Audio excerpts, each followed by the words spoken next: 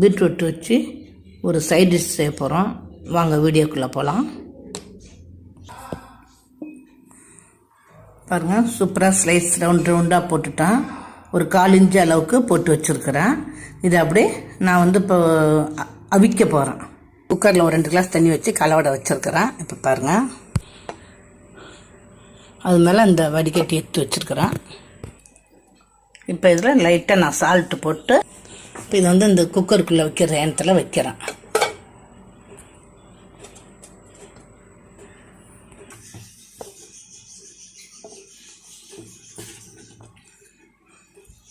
உப்பு தடவை எல்லாத்தையும் நான் அது குக்கருக்குள்ளே வச்சுருக்கேன். ஒரு விசில் வச்சு பீட்ரூட் 2 விசில் வச்சு எடுத்துருக்காங்க. நல்லா வெந்து போச்சு. சில்லி பவுடர் ஒரு 3/4 ஸ்பூன் போடுறேங்க. கரம் மசாலா ஒரு 1/2 ஸ்பூனு, சிக்கன் மசாலா ஒரு 3/4 ஸ்பூன் போடுறேன். மஞ்சத்தூள் சும்மா ஒரு கொஞ்சோண்டு போடுறேன். சால்ட்டு ஏற்கனவே அதில் கொஞ்சம் போட்டிருக்கேன். அதனால் அதில் கொஞ்சோண்டு சால்ட்டு போட்டுக்கிறேன். நம்ம டேஸ்ட்டு பார்த்துக்கிட்டு போட்டுக்கலாம். குழம்புத்தூள் சும்மா ஒரு 1/4 ஸ்பூனு கொஞ்சம் கூட போட்டுக்கிறேன்.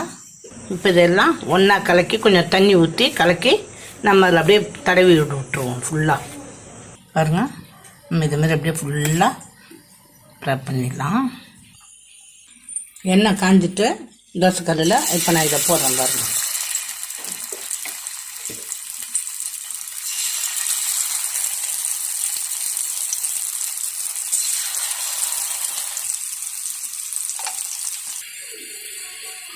பாருங்கள், இந்த ஸ்டேஜில் நம்ம எடுத்துடலாம். நல்லா வெந்து ஏற்கனவே வெந்தது தான். இப்போ நான் சூப்பராக வறுத்து எடுத்துட்டேன். இதை நம்ம சாம்பார் சாதம், ரசம் சாதம், தயிர் சாதம் எல்லாத்துக்குமே நம்ம தொட்டுக்கிட்டு சாப்பிட்டா சூப்பராக இருக்கும். எவ்வளோ சூப்பராக வெந்து எவ்வளோ அழகாக நல்லா இருக்குது பாருங்கள். இது எல்லா சாதத்துக்குமே தொட்டு சாப்பிட்லாம். சூப்பராக இருக்கும். இதேமாரி நீங்களும் செஞ்சு சாப்பிட்டு பாருங்கள். சப்ஸ்கிரைப் பண்ணுங்கள், லைக் பண்ணுங்கள், ஷேர் பண்ணுங்கள். இந்த வீடியோ பார்த்ததுக்கு நன்றி.